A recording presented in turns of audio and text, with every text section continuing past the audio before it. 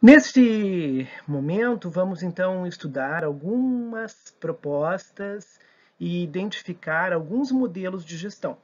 Como eu disse para vocês, nós vamos exercitar alguns em sala de aula, através da nossa disciplina, das ferramentas que nós vamos elaborar juntos, mas nós não vamos trabalhar com todos eles. Então, esse arquivo é um arquivo assim, que faz uma panorâmica sobre vários modelos que existem dentro da gestão em projetos, ou que fazem parte da história dessa disciplina, da formação desse campo de conhecimento. Então, vocês vão conhecer um pouquinho de cada um deles, muito brevemente. Bom, o modelo bem tradicional, que a gente chama de um modelo convencional, um modelo da tradição, um modelo clássico, é o famoso modelo waterfall, que é o modelo cascata. Esse modelo, ele trabalha com aquele problema que eu já enunciei para vocês em outros momentos, que é a questão da sequência de ações, sequência lógica. Então, ele é um modelo sequencial, ele é um efeito cascata. Uma coisa gera outra, né? Ele trabalha por um princípio, né? Então, o que a flecha, né, de condução é o aspecto principal até chegar ao resultado final. E essa metodologia, ela é uma metodologia bastante rígida, porque ela delimita que eu só posso dar início à próxima tarefa quando a tarefa anterior, logicamente associada, né, então causalmente provocada e provocadora, então essa relação de causa e efeito, for completada. Nós sabemos hoje que esse sistema ele funciona em alguns momentos, né, do processo de gestão, mas ele não é predominante o tempo todo, né, porque muitas vezes as coisas acontecem em sincronicidade, em simultaneidade. Né? Então, ela é uma metodologia muito pouco flexível e é comum apenas em estruturas, né, ou em projetos bastante rígidos e que têm obrigatoriamente que cumprir um cronograma muito linear. Bom, o caminho crítico também é uma metodologia do tipo tradicional, também tipo inflexível, e que trabalha também de um modo sistêmico, mas bastante complexo. Então, ela é um pouquinho mais complexa do que a anterior, né? Porque ela não trabalha por uma sequência de ações, mas por uma sequência de conexões, por blocos de trabalho ou blocos de tarefas, né? Então, ela permite avaliar aquela distensão, ou aquelas lacunas de tempo, aquelas janelas temporais que existem entre uma ação e outra. E ela pode, então, avaliar, né, quando uma tarefa precisa dilatar. Então, ela vai sempre mostrar que existe uma dilatação de poder começar, digamos, uma tarefa que ia durar uma semana, ela pode começar um dia antes e durar 8 dias, começar um dia antes e terminar depois, então ao invés de 7, durar 9 dias, né? Mas o que é mais importante no caminho crítico é a hierarquização.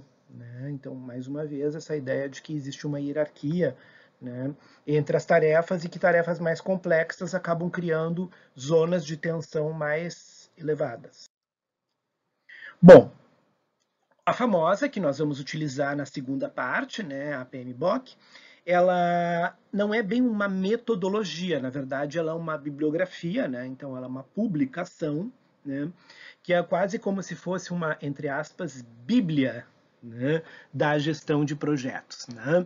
Porque nela então se encontra de uma forma, como eu chamei o termo, robusta, né? Então porque ela é muito extensa, bastante complexa, né? Toda uma formatação, uma maneira de padronizar, nomear, identificar cada uma das etapas, né? A longo prazo, desde a inicialização, desde pensar a construção do projeto até o encerramento do projeto, com todo o detalhamento do encerramento do projeto. Né? Como eu falei para vocês, essa é uma metodologia que se internacionalizou, né? Ela é uma metodologia, né, que tem sede, né, nos Estados Unidos, no Instituto, né, de Gerenciamento de Projetos, né, que tem sede nos Estados Unidos, e ela permite, a partir da sua modelagem, pensar qualquer modelo de projeto. Né? Então, ela pode ser usada desde para engenharia, para um escritório de advocacia, para construção de uma ponte, para a construção de um espaço cênico, de um teatro, por exemplo, né? E acabou se tornando um grande padrão, né, no mundo corporativo e no mundo das instituições. Bom, Já falamos sobre isso, mas sempre é bom ressaltar, ela se distribuía originalmente em 9 áreas de conhecimento, né? Durante muitos anos permaneceram 9 áreas, que é integração, escopo, tempo, custos, qualidade, recursos humanos, comunicações, riscos e aquisições, entendendo que a integração é o centro, porque ela é integração, então ela está no centro e ela se relaciona, né, por eixos com todas as outras, né? Então, do escopo até as aquisições, né? E nós vamos, então, explorar algumas delas, especialmente que são mais importantes para o nosso trabalho, né? Como a questão do tempo, os recursos humanos, a comunicação, o escopo, né? Não vamos avaliar tanto qualidade nem aquisições, porque envolve geralmente assim aparatos de custo, né? E mais complexos, custos, despesas, né, e também de aquisições, né, de ganhos de entradas financeiras, né. Como nós não estamos lidando com nenhum valor, né, por enquanto nós estamos trabalhando no nível teórico, no nível imaginário, então nós não vamos trabalhar tanto esse detalhamento e vamos pensar um pouco o custo num sistema, um pouco de uma forma mais abrangente, simplificada e não tão completa e tão complexa como no PMBOK. Ele é um método muito robusto, bastante complexo, e é claro, então, um projeto feito nesse formato, ele é mais detalhado, mais extenso, né, e bastante descritivo etapa por etapa. E é preciso que a gente faça as conexões entre uma parte e a outra do documento, porque cada uma trata de um ponto específico, então elas têm uma autonomia, o isolamento de cada um desses campos, né? Ela faz um detalhamento em profundidade, verticaliza aquele campo, né? Faz uma investigação, mas não faz o entrecruzamento que nós vamos ver aqui nas metodologias mais contemporâneas, as chamadas ágeis, né? Ou as metodologias gráficas e visuais, elas permitem a gente trabalhar mais numa ideia de rede. Bom, também uma que a gente ouviu falar muito no Brasil durante muitos anos, e ainda houve, que foi aplicada especialmente em muitas instituições públicas, é a forma da normatização das ISOs, né? Que é a construção de padrões internacionais que servem, inclusive, para as normas de todas as coisas. No Brasil, a Associação Brasileira de Normas Técnicas, né, ela acaba sendo responsável também por uma boa parte da construção dessa padronização e de normatização, que vai desde como deve ser o grafite, né, do lápis que eu comprei, né, como deve ser, né, o plástico que vai cobrir a carne no supermercado quando nós compramos ela numa embalagem, até a formatação de um trabalho de conclusão de curso. Tudo isso está regrado, tudo isso é padronizado, né? E existe um projeto para pensar essa padronização, que vai obedecer essas normas, que são normas também de caráter internacional. Então, isso é uma forma de modernização, né, dos parâmetros da produção industrial e da produção no Brasil como um todo. Aqui a gente vê algumas coisas importantes, né? Que nessa gestão de qualidade, que usa essa ideia dos padrões, né, ISO, nós vemos um forte foco em alguns aspectos, né? Que é realmente produção de qualidade, criar mecanismos estratégicos de envolvimento, de afinidades de processos, de construção de liderança, de construção de envolvimento com o público, né? De melhoria continuada, de feedback do relacionamento. Todos esses aspectos são bastante importantes. Agora o Canvas. O Canvas é uma criação de um brasileiro, né, o professor José Finocchio Júnior, né? E ela é uma ferramenta muito instigante, muito interessante. Ela aparentemente é muito simples, ela é feita numa folha de tamanho A3, vocês já viram aí modelos do Canvas, né? E depois nós vamos ter um áudio e um vídeo específico para o Canvas, né? E ele é um modo muito especial de gerenciamento de projetos, né? Ele parte de algumas premissas do desenvolvimento do pensamento neurocientífico, pela formação do professor José Finocchio, né? E ele trabalha com a ideia de um projeto simples, direto, objetivo, com características bastante gráficas e visuais, né? Baseado num conjunto de perguntas, que é o que, né? Por quê, quem, como, quando e quanto. Né? Perguntas que a gente está acostumado, que o nosso cérebro faz constantemente para todas as coisas da sua própria existência, né? Então é neurociência na gestão mesmo, né?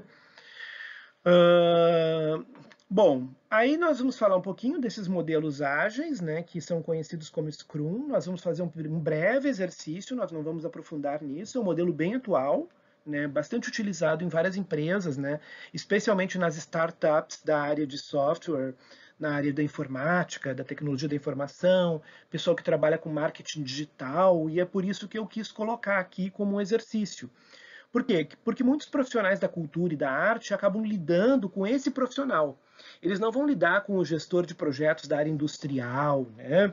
Da engenharia, de produtos, né? Em geral, não. Eles vão entrar em contato com o profissional do marketing, o famoso marqueteiro, né? O artista, né? O produtor cultural. Eles vão entrar em contato com esse perfil. Por exemplo, se ele for trabalhar com plataformas, né, para venda, tipo a plataforma Simpla, né, para venda e organização de eventos de grande porte, em grandes dimensões, né, através da web, ele pode usar, né? Por quê? Porque esse método ágil também permite trabalhar muito com projetos breves, que exigem o uso de aplicativos, com ferramentas mais ágeis, né, e próximas do indivíduo, né? Então isso é bastante importante, né? Então ele trabalha muito por empreitada, uma empreitada mais breve, né? Mais direta e mais objetiva, focada em aspectos bem específicos, um conjunto bem reduzido de questões, né? Que visa compor a equipe e traçar uma meta e criar um método rápido de avaliação e de verificação do funcionamento daquela proposta. Bom, essa metodologia ela é ágil porque ela é um pouco diferente do Canvas, porque no Canvas eu tenho um método e eu tenho um plano que eu posso visualizar de forma gráfica, né? Quase um grande desenho, né? Com colunas e tal. Aqui, o centro da metodologia de projeto aqui é a dinâmica das reuniões, a dinâmica de encontros e o constante feedback que o grupo vai dando. Então, é um trabalho muito ágil, né? A pessoa faz, né, uma unidade, um bloco de trabalho, já reúnem, já discutem, já fazem uma testagem, uma verificação e passam para o próximo, né? Então, essa metodologia serve para projetos breves e projetos que exigem, por exemplo, né, reuniões curtas e objetivas em torno de uma meta específica para cada um dos momentos. Bom, aqui nós vamos falar de uns outros, né, que nós não vamos trabalhar e nem vamos estudar, mas é só para vocês saberem, verem, como eu disse desde o início, essa área, gestão de projetos, é uma área de conhecimento autônoma, vamos dizer assim, né? Ela se transformou a partir do pós-Segunda Grande Guerra numa área de conhecimento, né? E foi ganhando mais e mais autonomia e se servindo de conhecimentos e através da sua presença e experimentação em áreas que não eram previstas. Inicialmente, elas estavam extremamente vinculadas às engenharias, não é à toa, inclusive, que no Brasil as aulas inaugurais, a presença inaugural da disciplina de gestão de projetos no curso de graduação foi na Escola Politécnica da USP, na pós-graduação também na Politécnica, ou seja, na área da engenharia, né? Mas hoje ela é bastante usada em outros setores e existem os cursos, né, as qualificações, as certificações específicas para o profissional que pretende trabalhar com gestão de projetos, né? Bom, aqui na verdade, então, o Prince2 é um método inglês, né, um método britânico, né, que é adotado num conjunto específico de países e que trabalha também com casos mais voltados para negócios, especialmente, né? Então, ela é um tipo de framework, vou ler aqui para vocês e vamos depois comentar, né? Que mantém o foco no produto e nas entregas durante a realização do projeto. Então, bastante importante, né? Então, é uma gestão de um projeto voltado para o desenvolvimento de um produto. E as etapas, as entregas que são feitas até chegar ao produto final, né? Premissas são controle e organização, né? O gerenciamento de cada uma das etapas, né? Dos blocos de trabalho, né? Revisão de processos, então uma metodologia que vai sempre realizar um processo de um feedback do próprio processo, da etapa, se ela foi bem cumprida, né? Flexibilidade na decisão, então isso é o que muda, então ela pareceria um pouco aqueles métodos tradicionais lá do início, mas como ela trabalha com a ideia de flexibilidade, ela já muda de figura. Né? Trabalha com a eficácia, né? E com a capacidade do gestor e da equipe de lidar com os momentos de desvio, né? No percurso do desenvolvimento do programa de trabalho. Então, a parte de comunicação nela é muito importante. Esse é um aspecto que a gente vai ver logo em seguida, no próximo bloco, no próximo não, porque vocês podem assistir da forma como vocês quiserem, né?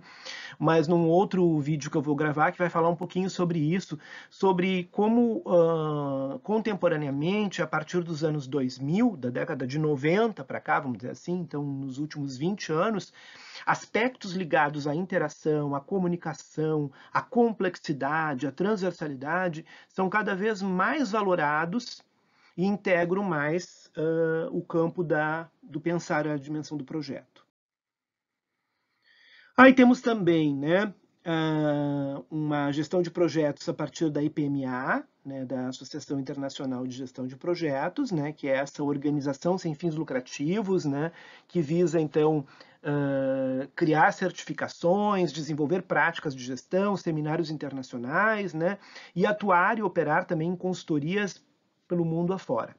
Né? É como uma grande rede de trabalho na área de gestão de projetos, gerando uma cultura de projeto no mundo, porque é disso então que nós estamos falando. Nós estamos falando que com essa especialização foi se criando uma cultura do projeto. Né? A premissa dela é a combinação de competências, né, determinadas, como habilidades, experiência, conhecimento e comportamentos. Né, visando, então, uma preparação e uma formação, né, o que a gente vai depois determinar como uma certificação dos profissionais envolvidos no campo de projetos. Né. A AFP, né, Adaptive Framework Project, né, que é uma sigla, né, uma metodologia para gerenciamento de projetos em TI. Essa aqui não nos interessa muito, porque ela é mais voltada mesmo para a área de tecnologia da informação, então é só para vocês saberem que ela existe, o nome dela está aí, né? Se alguém quiser ler ali o nosso resuminho também, mas ela não tem tanta afinidade com o nosso campo de investigação, que é a gestão de projetos culturais e artísticos. Né? E aqui a gestão baseada em processos, né? Que busca, na verdade, alinhar o projeto com o que a gente chama de processos. Né? Bom, a gestão geral da rotina de uma instituição, de uma organização, de uma empresa, de uma corporação, de um grupo, de uma companhia, né? Ela acompanha sempre o quê? Uma processualidade. Nós sempre sabemos, né? Tudo é processual no mundo do trabalho, na rotina do trabalho, no cotidiano do trabalho. Né? E nessa processualidade surgem, então, né, aspectos que nós chamamos de valores, né, e a missão, né, que é justamente qual a finalidade, por que essa empresa existe, né? Por que essa instituição existe? Por exemplo, a universidade, que é uma instituição, qual é a missão dela? A missão do ensino, da formação, da qualificação, da capacitação, através do seu famoso tripé: ensino, pesquisa e extensão. Aí está a missão da universidade. E essa missão tem que ser representada por um conjunto de valores, valores democráticos, acesso ao ensino por parte de todos, né? Inclusão digital, né? Bom, a gestão baseada em processos, ela visa estabelecer a conexão, né, do projeto com o processo, né?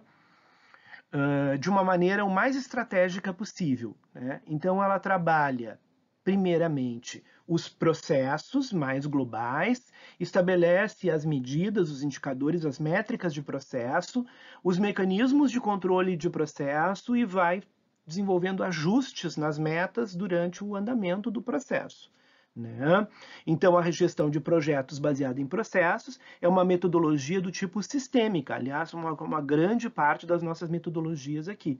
Né? Elas são ou sistêmicas, ou interacionais, né? Ou então complexas, né? quando pensamos na formação de uma malha, de uma trama, de uma rede, né? E ela não trabalha exclusivamente um projeto, né? Ela procura entender como cada projeto se integra e é agregado a essa organização. Então, no caso da universidade, por exemplo, se a gente pensa só na extensão universitária, o conjunto de programas, o portfólio, né, que envolve programas e projetos da instituição, né, todos eles, né, quando estão em execução, afetam a estrutura da organização e redesenham o perfil da própria organização.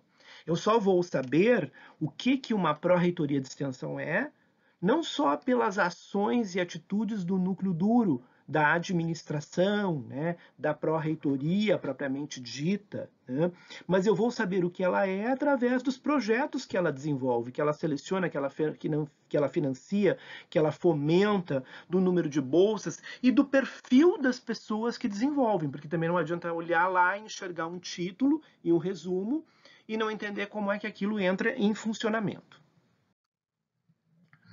A Six Sigma, né, que também é bem conhecida, né, mas que não é uma metodologia de gestão de projetos. Na verdade, são práticas, né, para obtenção de resultados de qualidade, né. É uma metodologia que foi desenvolvida, né, dentro da Motorola, né, da empresa, né, para medir defeitos de produtos, né. Então, na verdade, ela foi criada bem especificamente para tentar livrar um produto de 99,99966% dos seus defeitos. Quase que 100% sem defeitos, né? Há uma combinação dessa técnica, vamos chamar assim, de execução com outros elementos. E aqui, então, fiz um pequeno quadro para vocês verem um pouquinho, né? Porque a base do Six Sigma é aquelas quatro palavras, né? Plan, Do, Check e Act, né?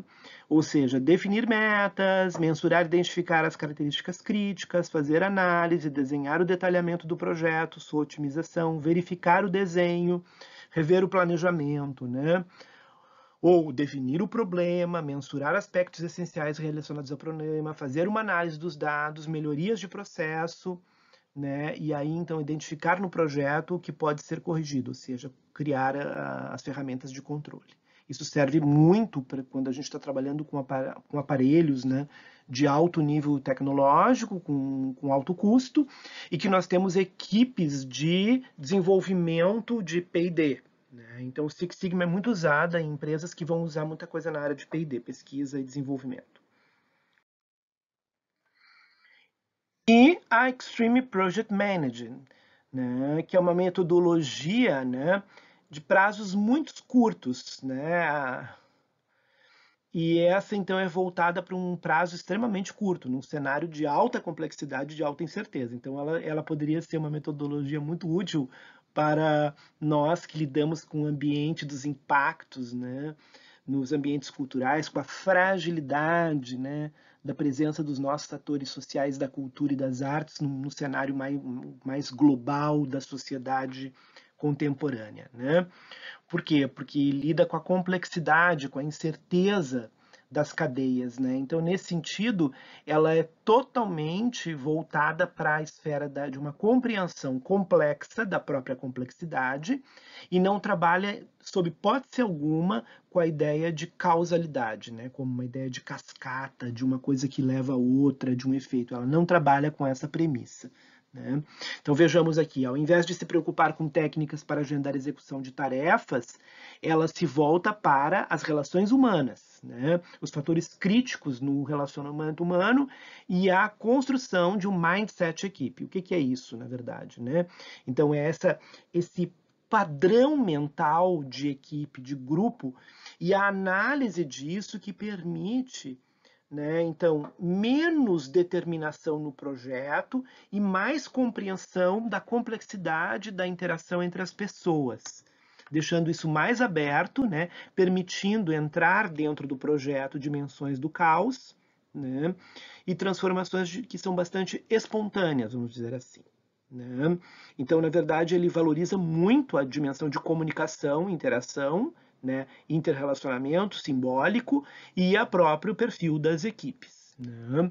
Então entra aí comunicação, negociação, né, interação, sedução, humor, né? Então a variabilidade do humor, né? Então é uma metodologia bastante interessante para cenários de alta complexidade e ela seria uma metodologia desafiadora para pensar projetos num cenário como o nosso, por exemplo, contemporâneo, nesse momento no qual estamos falando, né? Que estamos num nível de altíssima pressão, né, em relação àqueles que estão envolvidos em todo esse cenário cultural, né? E que, para além do que estamos fazendo, a gente está sempre perguntando qual é a gente está desenvolvendo uma prospecção, né? Qual é o horizonte de manutenção dessas condições alteradas de trabalho, desse regime, né, de relacionamento humano que estamos vivendo agora nos chamados tempos pandêmicos, ou também nessa ideia aí que alguns vêm propagando e que parece que ainda está num horizonte mais teórico do que efetivamente um horizonte prático. Talvez para algumas cadeias produtivas, alguns profissionais já seja uma realidade, mas para muitos, para uma grande parcela da população não é, que é esse conceito, né, que eu acho que ainda está restrito a um certo segmento da sociedade, que é de novo normal. Então é isso, né? E agora seguimos, né, com mais outros vídeos. Espero que vocês tenham gostado e que possam tirar bastante proveito e buscar mais aprofundamento. Esses vídeos são introdutórios, é só para que todo mundo tenha uma noção desse campo, desse vasto campo de conhecimento e todas as especificidades que essa área possui. Obrigado.